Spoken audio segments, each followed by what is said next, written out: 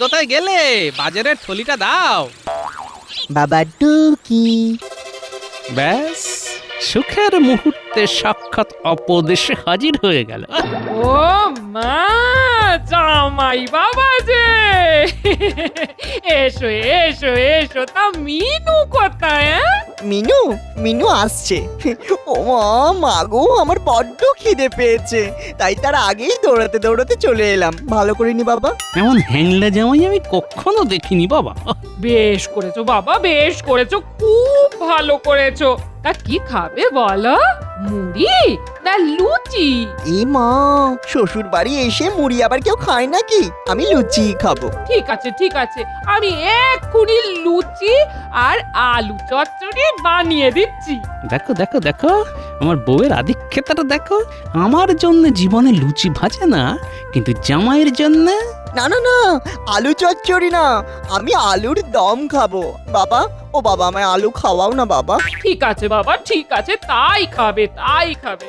এই শুনছো, তুমি আর সঙ্গের মতো দাঁড়িয়ে থেকো না, যাও যাও, তাড়াতাড়ি বাজার থেকে পাকা রুই আর গলদা চিংড়ি নিয়ে এসো, যাও। এই জামাই যে আমার হাতে এসব খেতে খুব ভালোবাসে, যাও না, যাও। যাও, এখন গুচ্ছের খরচের ধাক্কা সামলাও।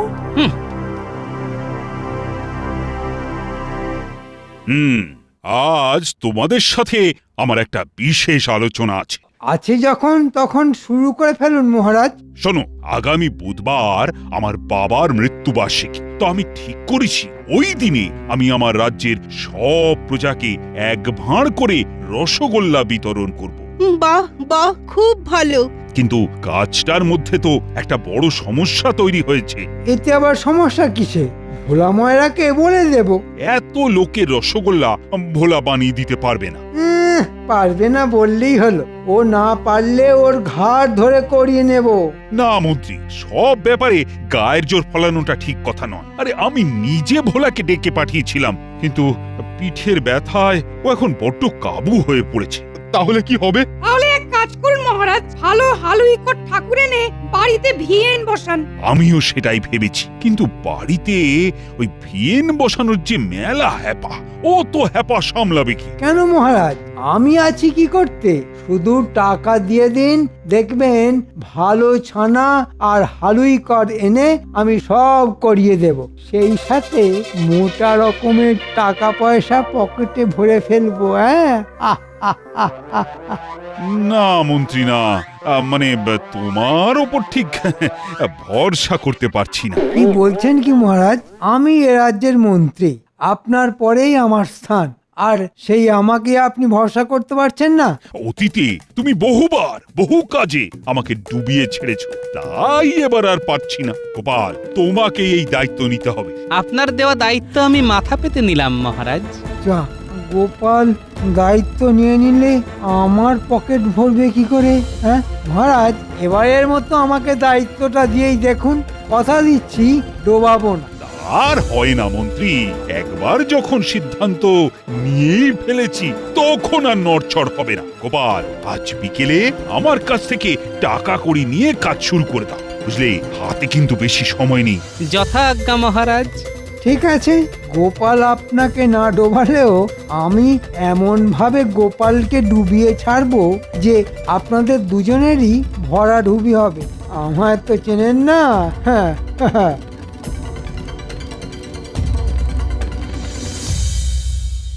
কি বলছো গো বুড়ো? বাবার মৃত্যুবার্ষিকীতে মহারাজ রাজ্যি শুদ্ধ লোককে রসগোল্লা খাওয়াবেন? ও কি ভালো সময়ে এসে পড়েছি। কত রসগোল্লা যে খাবো, রসগোল্লা খাবো, রসগোল্লা রসে হাত ধোবো। একদিনের জন্য হলেও জীবনটা পুরো রসগোল্লাময় হয়ে যাবে। কি মজা! তুমি কি থামবে? আমি মরছি নিজের চিন্তায় আর ইনি নাচছেন খাবার আনন্দে। কেন শ্বশুর মশাই, আপনার আবার চিন্তা কিসের? আপনিও তো খাবেন। না, শুধু খেলেই চলবে না, এই বিরাট যজ্ঞের দায়িত্ব এসে পড়েছে আমার ঘাড়ে। ওরে বাবারে বাবারে বাবা, সে তো আরো মজার। আপনি যখন সর্বে সর্বা হয়েছেন তখন তো আমি আরো বেশি করে খাবো। কি মজা! শুধু খাই খাই আর খাই।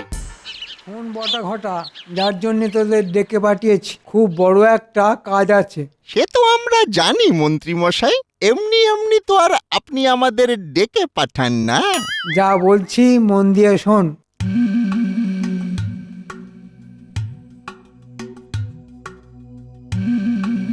তাহলে বুঝতে পারলি তো তোদের কি করতে হবে? কেন বুঝতে পারবো না মন্ত্রী মশাই, আমরা কি এতই বোকা নাকি? তবে এই কাজের জন্য কত পাবো? নগদ টাকা হয়তো দিতে পারবো না, তবে প্রাণ ভরে ওই বস্তুটি খেতে পাবি। এ মা, হাতে নগদ নারায়ণ কিছু আসবে না? চেপে যা ঘটা, চেপে যা। দরকার কি নগদ নারায়ণে? পুষিয়ে নেব খেটনে।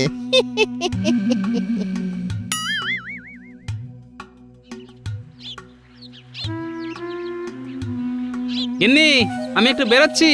এখনো তো রোদ তেমন পড়েনি, এই ঠাঠা রোদের মধ্যে এখন চললে কোথায়? হ্যাঁ? মহারাজের কাছে আজ থেকেই তো রসগোল্লা বানাবার জোগাড় যন্ত্র শুরু করে দিতে হবে। শ্বশুর মশাই, আমিও যাব। তুমি আবার সেখানে গিয়ে কি রাজকার্যটা করবে শুনি? আপনি থাকতে আমি আবার কোন রাজকার্যটি করব? আমি তো খাবো, খেতে যাব। খেতে যাবে মানে? ইমা কিচ্ছু বোঝে না, বোকা। আমি তো আপনার জামাই, তা আমাকে দেখি রানীমা আদর করে ভালো মন্দ কিছু খাওয়াবে না? নিশ্চয়ই খাওয়াবে। গিন্নি, কাজে বেরোবার সময় এই ন্যাকা জামাইটাকে সামনে থেকে সরাও, না হলে কিন্তু অনর্থ বানিয়ে ছাড়বো বলে দিলাম। ইমা নিয়ে গেল না। বাজে শ্বশুর, পাজি শ্বশুর, দুষ্টু শ্বশুর। আমি যাব।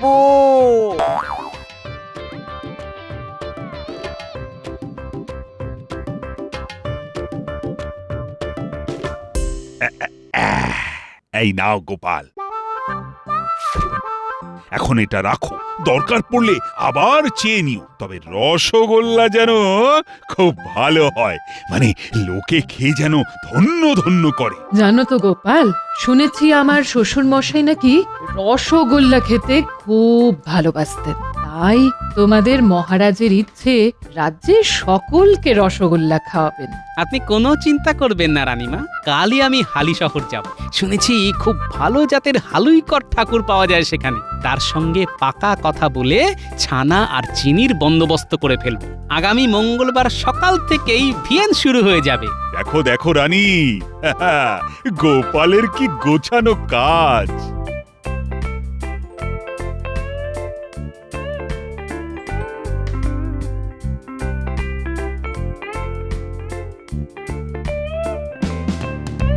শোন, কড়াইয়ের জল গরম হয়ে গেলেই তাতে চিনি ছেড়ে দিবি। ওফ, এখনো ছানা এসে পৌঁছয়নি। এসে গেছি গো হালুইকর দাদা, নাও নাও নাও, এবার ছানা দেখে বুঝে নাও। শোন, তোদের মধ্যে দুজন সব ছানা জাঁকে বসিয়ে দে। তাড়াতাড়ি কর, হাত চালিয়ে কর দেখি। সমস্ত কাজ সেরে ফেলতে হবে। অনেক অনেক রসগোল্লা বানাতে হবে কিন্তু।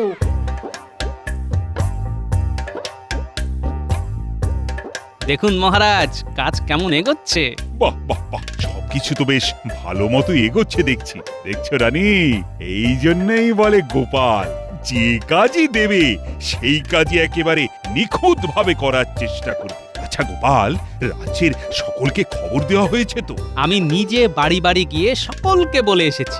আর আমাদের মন্ত্রী, ওকে বলতে আবার ভুলে যাওনি তো? পাগল, আমি তো মন্ত্রী মশাইকে দিয়েই নিমন্ত্রণ শুরু করেছি। বাহ বাহ বাহ, খুব ভালো খুব ভালো। হ্যাঁ,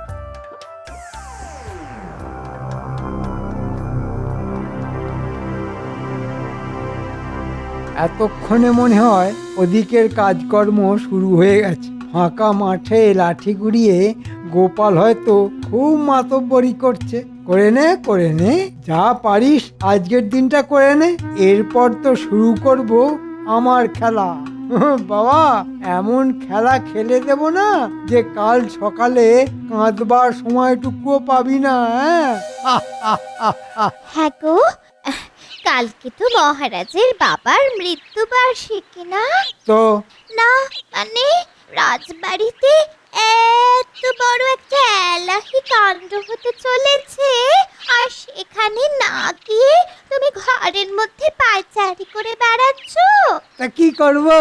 শুনেছি সেখানে নাকি মস্ত ভিয়েন বসেছে, তা একবার তো সেখানে গিয়ে দাঁড়াতে পারতে। দেখো ওসব বাজে কাজে সময় নষ্ট করার মতো সময় আমার নেই। এই জন্যই না মহারাজ তোমাকে দেখতে পারেন না। পারে না তো পারে না, তাতে আমার ভারী বয়েই গেল। যাও নিজের কাজে যাও। যাচ্ছি বাবা যাচ্ছি। কি মেজাজ!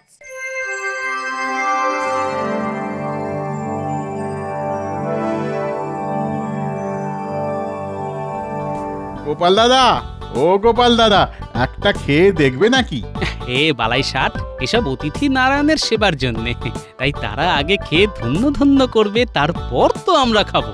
নাও ভাই নাও, তাড়াতাড়ি সব কাজ গুছিয়ে ফেলো, সাঁঝের আধার নামতে কিন্তু আর বেশি দেরি নেই।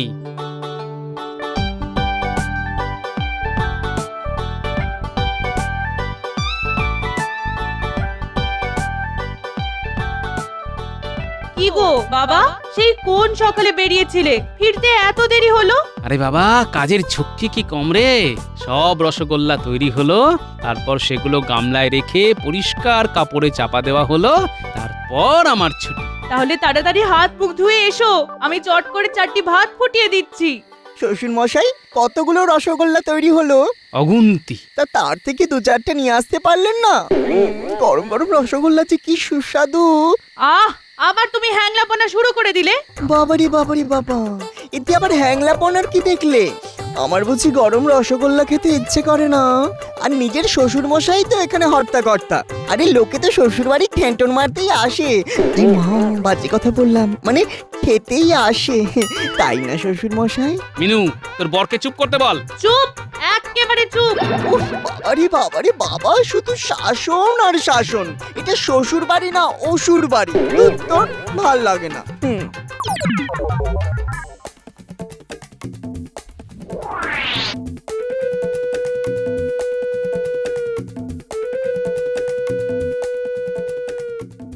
তাড়াতাড়ি, খুব তাড়াতাড়ি।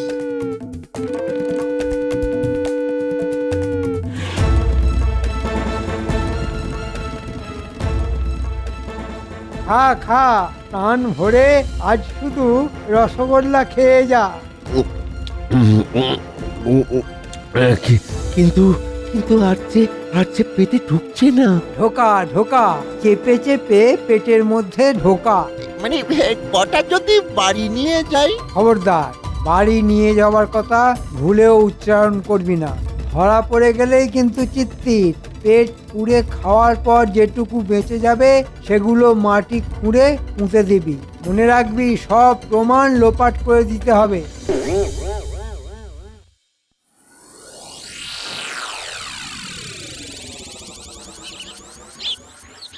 গোপাল দাদু, ও গোপাল দাদু। কিরে, কিছু বলবি? আজ তো রাজবাড়িতে রসগোল্লার নেমন্তন্ন, আমরা যাব তো? আরে সে তো অবশ্যই যাবি, দাঁড়া, আমিও যাবার জন্য তৈরি হয়ে নিয়েছি। চল সকলে মিলে একসাথেই যাই। এ বাবা, সকলে রসগোল্লা খেতে যাবে আর আমি বুঝি এখানে দাঁড়িয়ে দাঁড়িয়ে আঙুল চুষবো?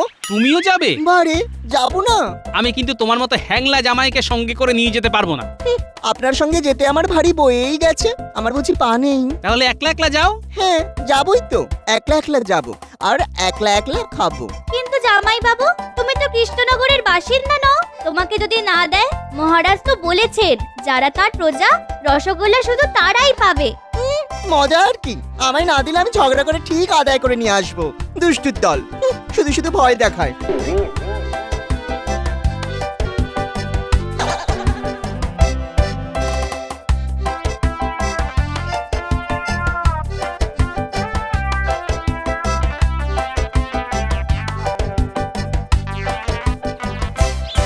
আরে অনেকক্ষণ তো দাঁড়িয়ে আছি, কখন রসগোল্লা দেবে বলতো? দেবে দেবে, ঠিক দেবে। দেখেছিস, মহারাজ রানীমা কেউ এখন আসেননি। এই এই শেষে এসে প্রথমে দাঁড়াতে আছিস কেন? শেষে যখন এসেছিস একদম শেষে গিয়ে দাঁড়া। বাবারে বাবা, কি মেজাজ! কৃষ্ণনগরের লোকগুলো যেন কেমন, কেউ যেন কৃষ্ণের বাঁশির সুরে কথাই বলতে পারে না, বাঁশির বদলে সবকটাই যেন ফাটা বাঁশ। তবে রে, উরি বাবা, মারবে নাকি? ছু, ছু, যা, যা। তোরা এখানে দাঁড়া, আমি ভেতর থেকে আসছি।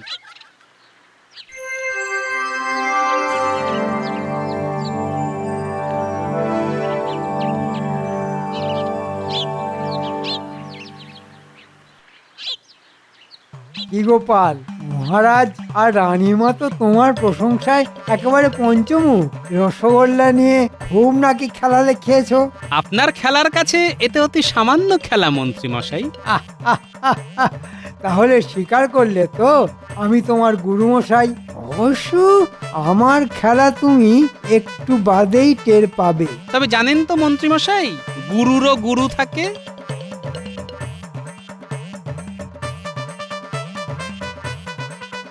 আরে তোমরা এখানে? চলো চলো তাড়াতাড়ি রাজবাড়ির দরজায় চলো। বেলা যে বয়ে যায়। ভাই, কে আছিস? আদেশ করুন মহারাজ। শোনো, লোকজন জোগাড় করে রসগোল্লার গামলাগুলো নিয়ে রাজবাড়ির দরজায় চলে এসো। আর উঠোনে অনেক মাটির ভাঁড় এনে রাখা হয়েছে, সেগুলো নিয়ে এসো। যথা আজ্ঞা।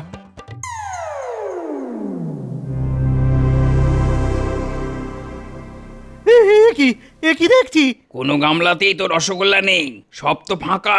এই কোথায় গেল? কে খেলো? চলো চলো চলো চলো চলো, এক্ষুনি মহারাজকে গিয়ে খবর দিই।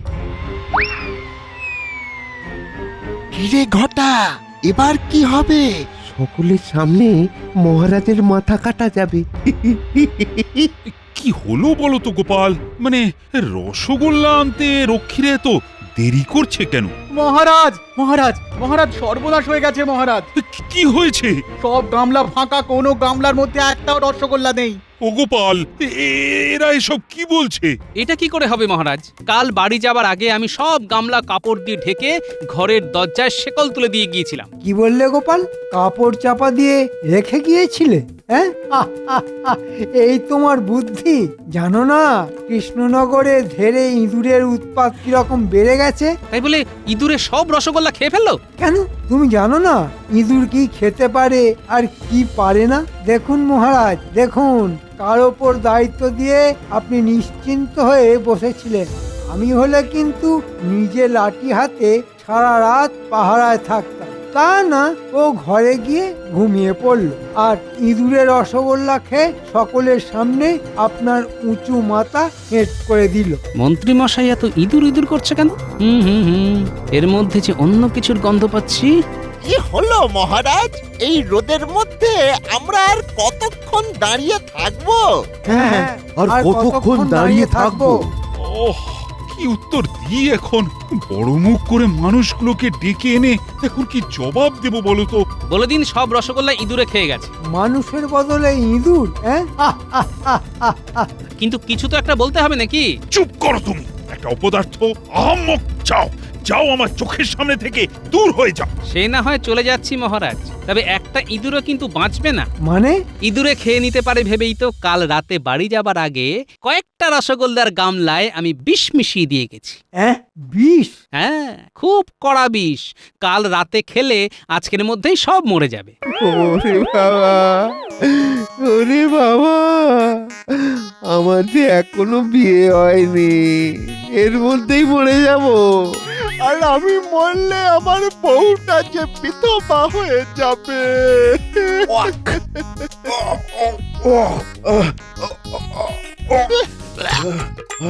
ওরে বাবা, পেট থেকে বুক সব যে গুলিয়ে উঠছে।